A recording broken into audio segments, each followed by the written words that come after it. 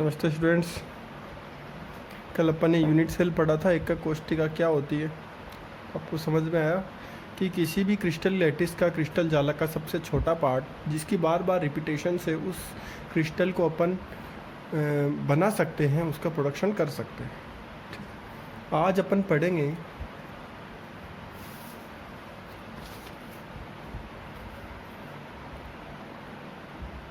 Parameter of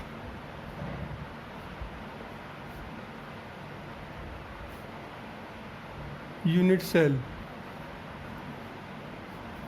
एकक कोष्ठिका के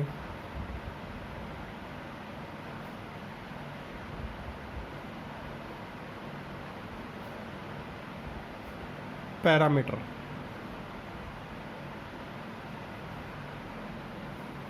कि कल अपन ने जो एकक कोष्ठिका पढ़ी थी उसके पैरामीटर। तो देखो पैरामीटर क्या होते हैं। तो मैं यहाँ पे एक एकक कोष्ठिका ड्रॉ करूँगा, एक यूनिट सेल ड्रॉ करूँगा, फिर उसके पैरामीटर यहाँ पे लिखूँगा। तो देखो जनरली जो पैरामीटर होते हैं वो यहाँ पे दो टाइप के होंगे। पहला तो लंबाई और दूसरे होंगे कोण। ठीक है, तो मैं यहाँ पे एक्स बना रहा हूँ, एक्सिस। अक्ष जानते हो सभी, X axis, Y axis, Z axis. तो ये तीन एक्सिस मैंने यहाँ पे ड्रॉ किए हैं। ये एक्स एक्सिस, वाई एक्सिस और जेड एक्सिस। ठीक है, इस पे मैं एक यूनिट सेल बना रहा हूँ। देखो जनरली अपन यूनिट सेल जो है वो एक क्यूब ही अज्यूम करेंगे, एक घन ही हमेशा अज्यूम करेंगे। इस पूरे चैप्टर में अपन लोग घन को ही एक एकक कोष्ठिका मानते हैं क्योंकि वो सबसे आसान है बनाना और उसको समझना। ठीक है, मैं यहाँ पे ड्रॉ कर रहा हूँ।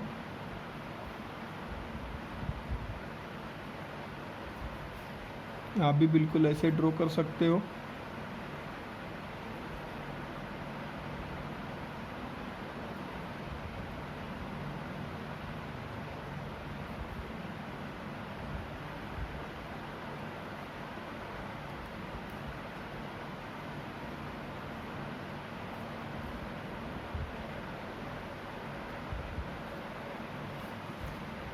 ठीक है, तो ये एक एकक कोष्ठिका यहाँ पे बन गई है। देखो जैसे घन अपन ने कल बनाया था, क्यूब जैसा बनाया था, वैसा बन चुका है।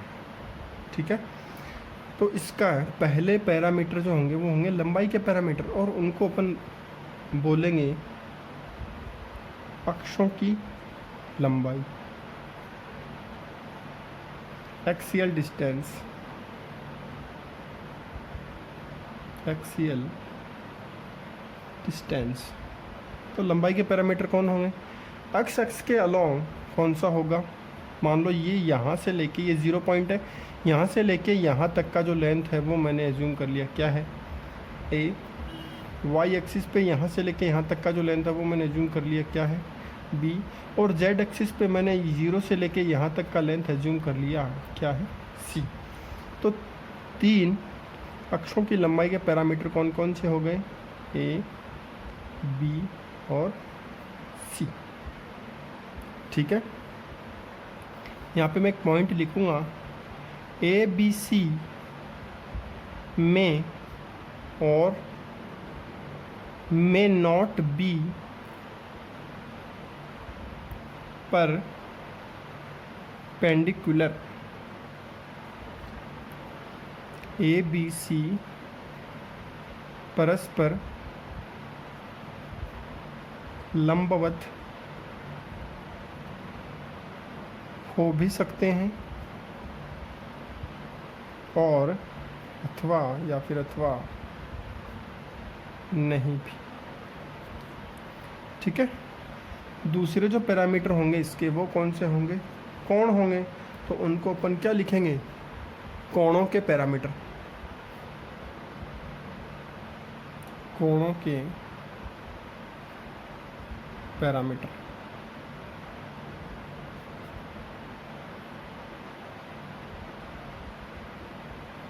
एंगल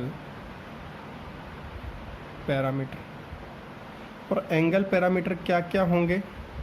तो देखो तीन टाइप के होंगे एंगल पैरामीटर, अल्फ़ा, बीटा और gamma. This is alpha, beta और गामा। अब अल्फ़ा जो होगा वो कौन सा होगा, देखो ए जो लेंथ है, ए जो लंबाई है, उसके जस्ट सामने का जो कोण है, जो एंगल है, वो आपका क्या होगा, ये वाला, ये ए है, इसके जस्ट सामने का एंगल यही तो है बी और सी के बीच में, ये एंगल आपका कौन सा हो जाएगा भाई, अल्फ़ा। ठीक है, बी जो डिस्टेंस है उसके जस्ट सामने वाला एंगल ये कौन सा हो जाएगा आपका, बीटा। और सी जो डिस्टेंस है उसके जस्ट सामने का एंगल ये कौन सा हो जाएगा आपका, गामा। ठीक है, अल्फ़ा जो है वो किसके बीच का एंगल है, अल्फ़ा जो है वो ए के सामने का है और ये है आपका बी और सी के बीच का एंगल। तो मैं यहाँ पे लिखूँगा अल्फ़ा एंगल जो है वो है बिटवीन बी एंड सी। उसके बाद में बीटा जो है वो किसके बीच का एंगल है, तो बीटा जो है वो है ए और सी के बीच का angle. Then between A and C. Gamma किसके बीच का एंगल है, गामा जो है वो एंगल है ए और बी का। Then gamma is between A and B और सी के मध्य का एंगल कौन है, अल्फ़ा। ए और बी, सी के मध्य का एंगल कौन है, बीटा। ए और बी के मध्य का एंगल कौन है।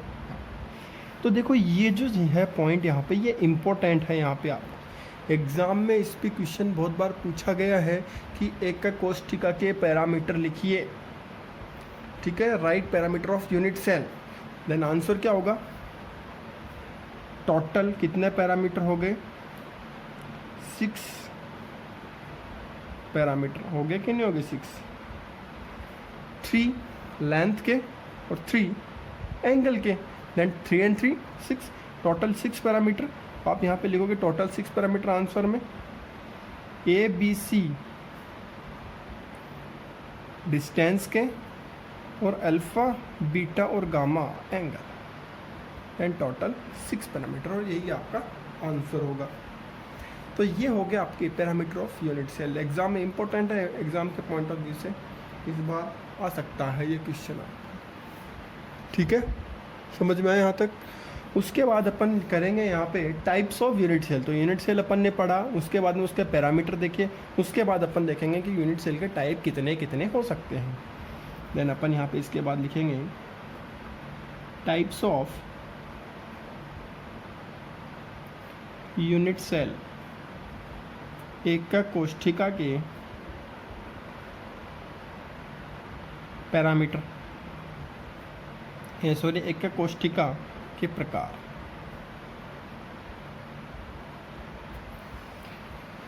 तो देखो एकक कोष्ठिका के 2 टाइप होते हैं। पहला होगा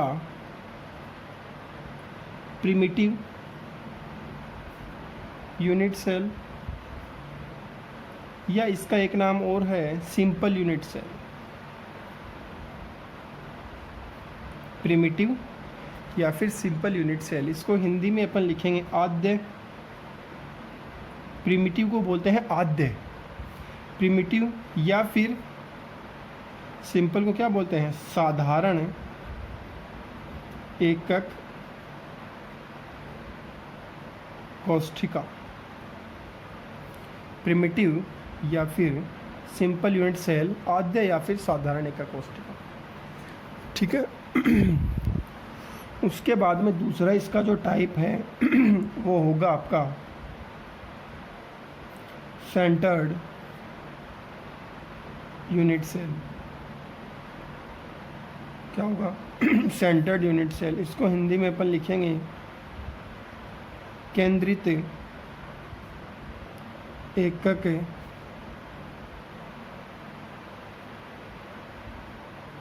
कोष्ठिका।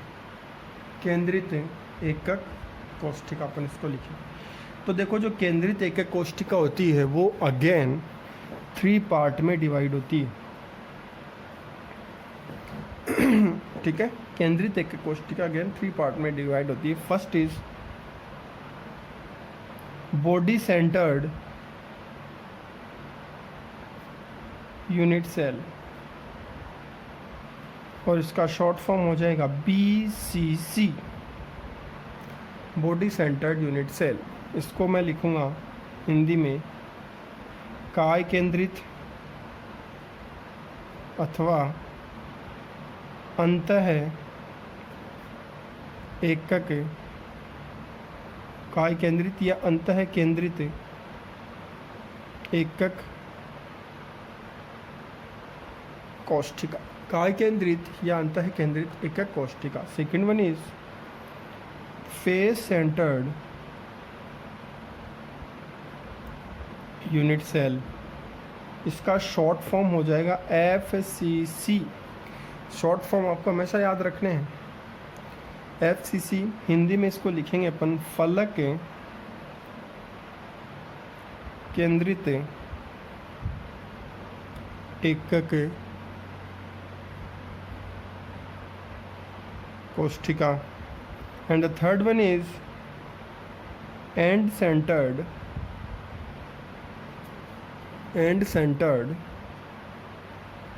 यूनिट सेल, इसको हिंदी में लिखेंगे अंत्य या अंत्य, ठीक है। एंड अंत, जिसका अंत हो जाता है ना वो अंत्य केंद्रीय या फिर आधार केंद्रित एकक कोशिका, और इसका शॉर्ट फॉर्म हो जाएगा ECC। आपको ये चारों फॉर्म याद रखने हैं, इनकी स्ट्रक्चर याद रखने हैं, इनको अपने माइंड में रखना है कि जब मैं किस बॉडी सेंटर्ड BCC की बात करूं तो उसका स्ट्रक्चर दिमाग में आना चाहिए, FCC की बात करूं तो उसका स्ट्रक्चर दिमाग में आना चाहिए, ECC की बात करूं तो उसका स्ट्रक्चर आपके फटाफट माइंड में आना चाहिए। इसके बाद अपन करेंगे कि इनके अंदर इनकी जो स्ट्रक्चर है वो क्या क्या स्ट्रक्चर होती है, उनमें कैसे कैसे क्या क्या पॉइंट्स होते हैं, तो ये अपन नेक्स्ट क्लास में देखेंगे, ठीक है। तो आप यहाँ तक अच्छे से याद करो, समझो और पढ़ते रहो, ठीक है। Thank you.